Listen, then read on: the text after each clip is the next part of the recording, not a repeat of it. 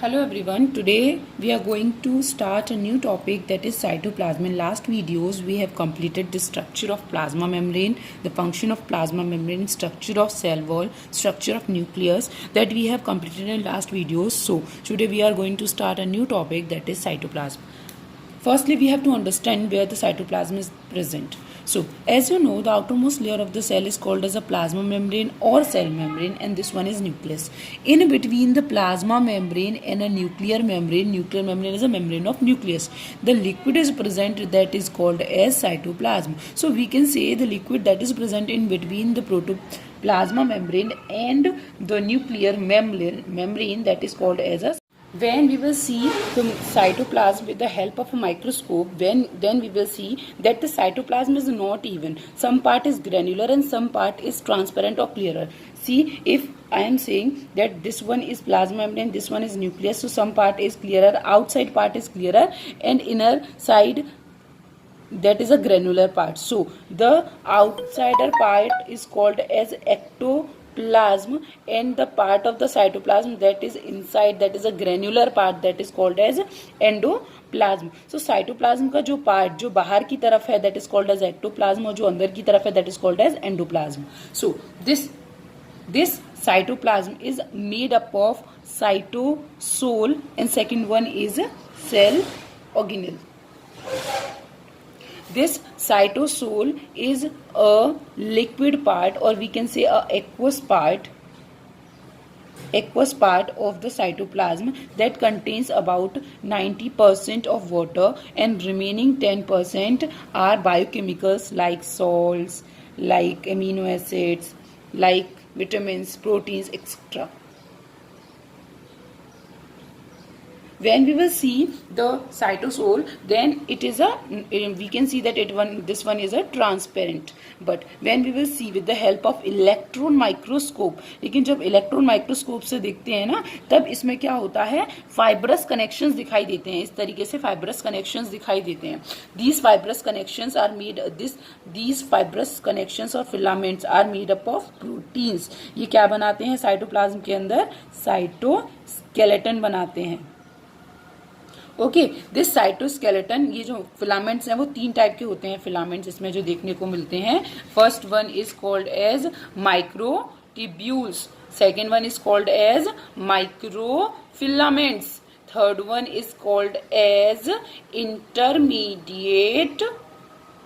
intermediate filaments. So what is the difference in between these?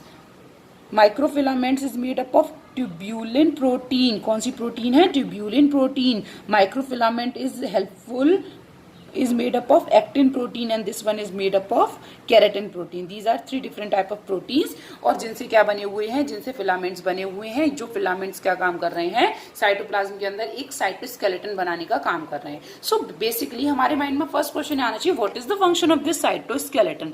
Basically this cytoskeleton has a very special function, और we can say it is very important. Have you heard about amoeba? In amoeba cell, this one is a prokaryotic organism in which pseudopodias are there. Pseudopodias means false feet. As you know, phagocytosis, we have heard about the phagocytosis process, endocytosis, that I have told you. So this amoeba के अंदर क्या होता है, pseudopodia present होते हैं. तो जो pseudopodia बनते हैं, as you know it is irregular structure, और इसमें क्या बन जाते हैं, स्यूडोपोडिया बन जाते हैं. तो these pseudopodias are formed by the help of this cytoskeleton. तो साइटोस्केलेटन क्या काम करते हैं, इसको क्या काम करते हैं, सेलुलर मूवमेंट में हेल्प करते हैं. हम कह सकते हैं this cytoskeleton is helpful in basically in cellular movement. Okay, then the next question should be, what is the function of cytosol? So first, ये जो अपना साइटोसोल है, इसका मेन फंक्शन क्या है कि ये वाइटल केमिकल्स को स्टोर करता है. पहले किसकी तरह काम करता है, स्टोर करने का काम करता है. सेकेंड, ये इसमें क्या होते हैं, बहुत सारे मेटाबॉलिक पाथवेज होते हैं. Metabolic pathways, some reactions are there in our body, some processes are there body, all the processes are metabolic because in that reactions energy is consumed or energy is released. The processes that are related to the energy, that is metabolic pathways, that are important for survival are metabolic pathways. तो एक metabolic pathway है that is called as glycolysis. अब ये glycolysis क्या है? This glycolysis is a first step of respiration process. You have heard about respiration. Respiration क्या है? Respiration में the oxidation of food to get energy is called as respiration. हम बोलते हैं ना सांस लेते हैं, सांस लेते हैं, क्यों लेते हैं? जो ऑक्सीजन ले रहे हैं वो ऑक्सीजन हमारी बॉडी के अंदर जाके फूड का ब्रेक डाउन करके एनर्जी प्रोवाइड कर रहा है। So the respiration, that respiration process का जो फर्स्ट स्टेप है दैट इज ग्लाइकोलाइसिस, जो कहाँ होता है? साइटोप्लाज्म में होता है। लेकिन साइटोप्लाज्म के कौन से पार्ट में होता है? साइटोसोल पार्ट में होता है। So this is yes. Next we will talk about cell organelles. So what are cell organelles? अभी हमने पढ़ा कि cytoplasm is made up of a liquid substance and a solid substances. Liquid substance is called as a cytosol, and the solid bodies, the membranous bodies, the bodies that are present inside the, see I am saying this one is a cytoplasm. तो cytoplasm का जो liquid part है that one is cytosol. अब इसके अंदर क्या present है? ये बहुत सारी बॉडीज प्रेजेंट हैं, बहुत सारी स्ट्रक्चर्स प्रेजेंट हैं जो अलग अलग अपनी खुद की मेम्ब्रेन के थ्रू क्या है, इस साइटोप्लाज्म से या साइटोसोल से डिफरेंट हैं या अलग हैं। So that is called as cell organelle. ये सेल ऑर्गेनेल्स जो होते हैं ये हमारी बॉडी के अंदर प्रेजेंट होते हैं।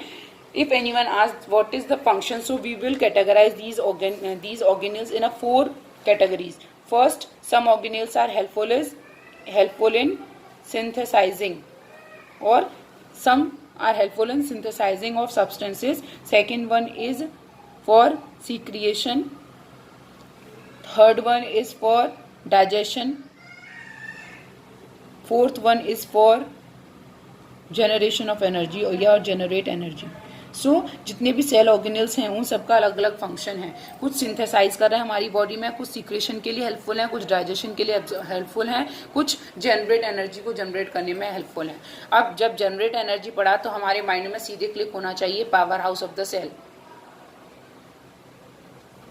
This one you have studied about in 8th class also. Powerhouse of the cell. So the powerhouse of the cell is mitochondria. So mitochondria is also a cell organelle. Next is digestion. Digestion का काम किसका है? Digestion का मतलब होता है कि जो complex particles हैं, that complex and insoluble particles get converted to simple and soluble particles. ये हमारी बॉडी में कौन करता है? Lysosomes. These lysosomes are called as suicidal bags, cleaners, scavengers. We will study it in detail. Secretion. Secretion के लिए कौन काम करते हैं? Like SER. SER means smooth endoplasmic reticulum. ये क्या काम करता है? Some cell organelles are there that are helpful in secretion of different substances. Means क्या क्या secrete out कर रहे हैं? Some enzymes, some proteins, fats, cholesterol. तो ये क्या काम कर रहे हैं? ये सेल ऑर्गेनेल्स जो है वो क्या काम कर रहे हैं? इनको बना रहे हैं और उसको बाद क्या कर रहे हैं? इनको सीक्रेट आउट कर रहे हैं। Next is synthesising. सिंथेसाइजिंग के लिए अपने क्या है? मेन ER ही हैं। ER को 2 में कैटेगराइज किया जाता है, RER एंड SER। ये क्या काम करते हैं? RER जो है वो क्या बनाते हैं? प्रोटीन्स बनाते हैं, और SER जो है वो क्या बनाते हैं? वो हमारे कहना चाहिए एंजाइम्स, फैट्स और कोलेस्ट्रॉल, इनकी क्या करते हैं? फॉर्मेशन करते हैं। So on the basis of the function we can differentiate these cell organelles into 4 categories: synthesising, secretion, digestion and generate energy. Function के बेस पे अलग अलग टाइप्स के हैं, ठीक है। So firstly we will talk about the first that are synthesising cell organelles, then we will start secretive, digestive and generative cell organelles. So firstly now we are starting the cell organelle, जिसमें अपना first है endoplasmic reticulum. See, endoplasmic reticulum, and there is another term that is endomembrane system. These are two different terms. Endoplasmic reticulum. Endo means inside. Plasmic means inside the cytoplasm. Reticulum means a network-like structure. See, this one is a plasma membrane. And this one is nucleus, and these are the nucleopores. Okay, the membrane or the fluid filled cells that are originated from the nucleopore up to the plasma membrane.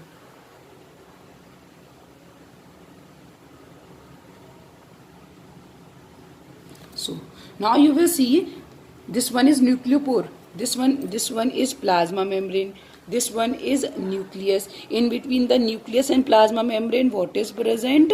Cytoplasm is present. Cytoplasm का liquid part जो हमने ऊपर पढ़ा वो क्या पढ़ा? Cytosol. Now this fluid filled cells, this fluid filled membranous structures, these are endoplasmic reticulum. Why these are named so? Endo means inside. Okay, this is inside the plasma membrane. Plasmic means कहाँ पर है ये? Cytoplasm में है. ठीक, endoplasmic. Reticulum, why these are reticulum? Reticulum means network. So a network like structure that is present in cytoplasm, okay, yeah, that is present inside the cytoplasm, that is called as endoplasmic reticulum. I think this should be clear to you. Again, endoplasmic reticulum means a network like structure that is present in cytoplasm, that is scattered in cytoplasm. ये कहाँ से कहाँ तक present है? न्यूक्लियोपोर से लेके plasma membrane तक क्या है? प्रेजेंट है. ठीक है, this one is called as a endoplasmic reticulum. And इस एंडोप्लाज्मिक रेटिकुलम से कोऑर्डिनेटेड कुछ और सेल ऑर्गेनेल्स होते हैं जो इस एंडोप्लाज्मिक रेटिकुलम के कोऑर्डिनेशन से ही चलते हैं. मींस इसका जो फंक्शन है वो दूसरे के साथ जुड़ा हुआ है. वो कौन कौन से हैं? Golgi bodies, lysosomes and vacuoles. So ये जो हैं जिनका structure, as many of these are considered together as an endomembrane system because these their function is coordinated. The endomembranous system includes Golgi bodies, lysosomes and vacuoles. Okay, since the function of the mitochondria, chloroplast, peroxisomes are not coordinated, that is why that is not related to this system. Means जो इनसे लगा हुआ system है उनसे जिनकी जो इनसे related हैं, कोऑर्डिनेटेड हैं, that is why that is called as endomembrane system. एक सिस्टम बना दिया ना बहुत सारे सेल ऑर्गेनेल्स ने मिलके, so that is called as endomembrane system. So now we'll discuss what is the function of this.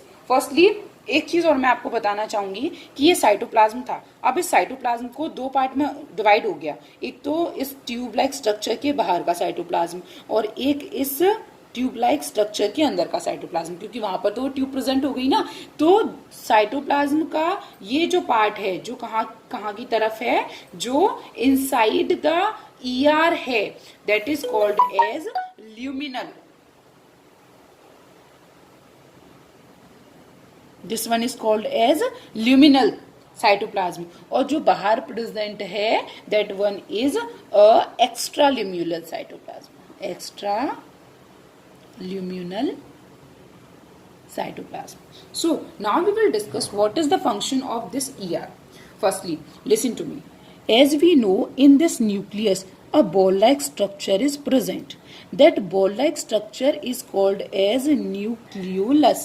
This nucleolus is also called as factory of ribosomes. So this will form the ribosomes. तो ये ribosomes बनाएगा. As we know, यहाँ पे न्यूक्लियोपोर होते हैं nucleus की membrane में बीच में. तो यहाँ से न्यूक्लियोपोर से निकलता हुआ जो ER की सरफेस है वो कैसी होती है? स्टिकी सरफेस होती है. तो वहां पे जाके क्या हो जाता है? अटैच हो जाता है. This should be clear to you. So जब ER कहाँ जाके अटैच हो गया, सॉरी जो राइबोसोम्स हैं वो कहाँ जाके अटैच हो गए? बाहर ER की सरफेस पे जाके अटैच हो गए. अब suppose this one is ER और इस ER के ऊपर या अगर हमारी स्किन के ऊपर रैशेज हो जाते हैं तो जब अपन हाथ लगाएंगे तो अपन को कैसे फील होगा? रफ फील होता है. तो सेम यहाँ पर क्या है? सरफेस के ऊपर क्या है? राइबोसोम्स हैं. So due to the presence of ribosomes the ER membrane become rough. So ER को कितने में डिवाइड कर दिया? दो पार्ट में डिवाइड कर दिया. ER means endoplasmic reticulum, a network-like structure that is present in between the nucleus and the plasma membrane. Clear? This should be clear to you. Okay. So ER means SER and RER दो part में divide किया. RER is rough. Why it is rough? Rough क्यों है? क्योंकि इसमें क्या present है? क्या प्रेजेंट है? राइबोसोम्स प्रेजेंट हैं. So due to the presence of this ribosomes surface became rough. Rough हो गई. अब इसमें नहीं है तो ये कैसी रही? रफ नहीं हुई. अब ये जो अपना SER है, बेसिकली ये क्या है? मैंने पीछे पढ़ा है कि सिंथेसाइज करने का काम करता है. तो SER ribosomes are present and basically these ribosomes are called as factory of proteins. Protein बनाने का काम होता है इनका. ठीक है. How they are forming protein, how they are helpful in protein synthesis, that you will study in higher classes. So here यहाँ आपके लिए इतना ही sufficient है कि ribosomes are called as factory of proteins. ठीक है. तो अब आपको पता है RER में क्या प्रेजेंट है? राइबोसोम्स प्रेजेंट है. सो it will form the protein. So what is the function of RER? RER is basically responsible for formation of protein. Here there is no ribosome, but it is also synthesizing agent. और इसका काम क्या है? ये क्या synthesise कर रहा है? ये सिंथेसाइज करता है लिपिड्स को, एंजाइम्स को, कोलेस्ट्रॉल को.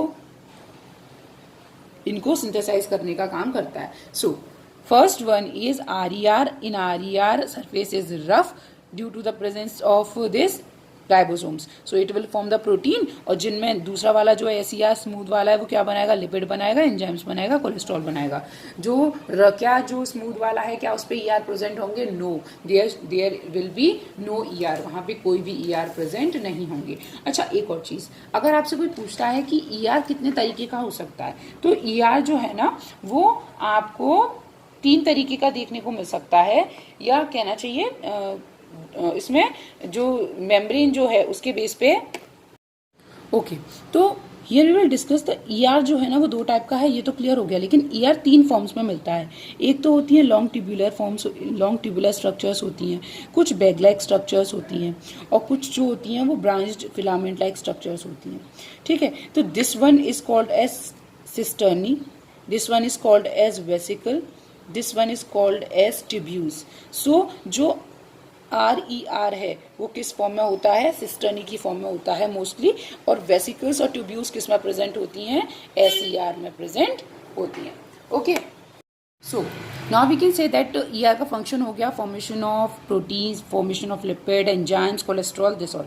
लेकिन अगर कोई पूछता है कि बेसिक फंक्शन क्या है इसका, या मैं नहीं पूछ रही कि what is the function of RER, what is the function of SER. I am talking about only the ER का फंक्शन क्या है? तो फर्स्ट ER क्या काम करता है? ER फर्स्ट, सपोज अगर न्यूक्लियस से कोई भी मटेरियल कहाँ जाना है, प्लाज्मा मेम्ब्रेन से कहाँ जाना है? बाहर जाना है. या कोई भी चीज प्लाज्मा मेम्ब्रेन के थ्रू कहाँ आनी है? अंदर आनी है. मीन्स जो अंदर आएगा दैट शुड बी इंपॉर्टेंट. तो इंपॉर्टेंट सब्सटेंसेस को अंदर लेना और जो वेस्ट है, अनवांटेड है, उसको बाहर निकालना. इसके लिए कौन रिस्पॉन्सिबल है? ER रिस्पॉन्सिबल है. सेकेंड, जो है ये किसकी तरह काम करता है? It forms the supporting skeletal filament. It provides the shape. Main ये क्या काम करता है? शेप प्रोवाइड करता है. ठीक. उसके साथ साथ क्या काम करता है? It provides shape to the cell. और फर्स्ट इन सेकेंड वन इसका क्या बताया कि ये क्या बनाता है? एक स्केलेटल फ्रेमवर्क बनाता है. ठीक. Now we will discuss some important functions of ER. First one, as we know, SER. The SER is helpful in detoxification. Detoxification means D means destroy of toxic means poisonous substances. हमारी body में जो poisonous substances हैं उन these SER are present in liver. कहाँ present रहते हैं? Liver में present होते हैं. और किस में हेल्प करते हैं? या जो लिवर के अंदर जो SER होते हैं वो किस में हेल्पफुल होते हैं? डिटॉक्सिफिकेशन में हेल्पफुल होते हैं. Detoxification means removal of toxic substances. Toxic substances को रिमूव करने में हेल्प करते हैं. टॉक्सिक सब्सटेंसेस लाइक हम जो बहुत सारी दवाइयाँ लेते हैं, ठीक है। उसके साथ साथ जो अपन फूड लेते हैं उसके साथ काफ़ी अमाउंट में कभी कभी इंसेक्टिसाइड्स वगैरह आ जाते हैं, और पेट्रोलियम प्रोडक्ट्स हैं, एयर में जो पॉल्यूटेंट्स हैं वो सब हमारी बॉडी के अंदर चले जाते हैं। किसके थ्रू चले जाते हैं? या तो फूड, एयर, वाटर, इनके थ्रू जो हमारी बॉडी के अंदर जो चले गए हैं उनको डिटॉक्सिफाई करने का जो काम रहता है that is of SER। Second, as we know SER is also helpful in formation of lipids. अभी मैंने बताया लिपिड्स कौन कौन से टाइप की, 2 टाइप की लिपिड्स हैं, एक है फॉस्फोलिपिड्स एंड ग्लाइकोलिपिड्स। ग्लाइकोलिपिड्स, उसके साथ साथ कोलेस्ट्रॉल इनको बनाता है। और अगर आपको याद आया हो तो these lipids and cholesterol are the main components of plasma membrane और सेल मेम्ब्रेन। मीन्स जो अपनी सेल मेम्ब्रेन और प्लाज्मा मेम्ब्रेन है उसको बनाने में कौन हेल्प करता है? यही, या रिपेयर करने में कौन हेल्प करता है? यही SER जो होता है वो हेल्प करता है। Third one is, as we know it also secrete some enzymes और हॉर्मोन्स। तो जो हॉर्मोन्स ये बनाता है वो हॉर्मोन्स कौन से हैं? That are steroid hormones. अब स्टेरॉयड हॉर्मोन्स कौन कौन से हैं? ह्यूमन बॉडी में जो स्टेरॉयड हॉर्मोन्स हैं वो कौन कौन से हैं? Testosterone and oestrogens. तो जो फीमेल हार्मोन है और मेल हार्मोन है उसको बनाने का काम भी किसका होता है? दैट इज ऑफ SER का होता है। ठीक, तो this is all about the important function of ER or basically important function of SER. Thank you.